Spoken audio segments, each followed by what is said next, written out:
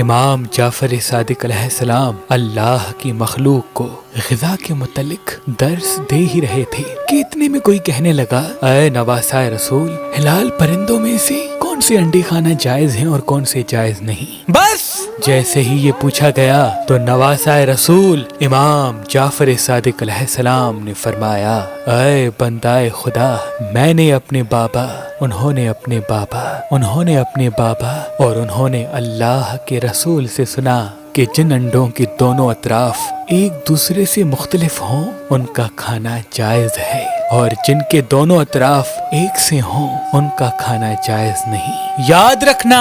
اللہ نے اس نشانی کو انسان کے لیے واضح کر کے رکھا ہے۔ اے بندائے خدا،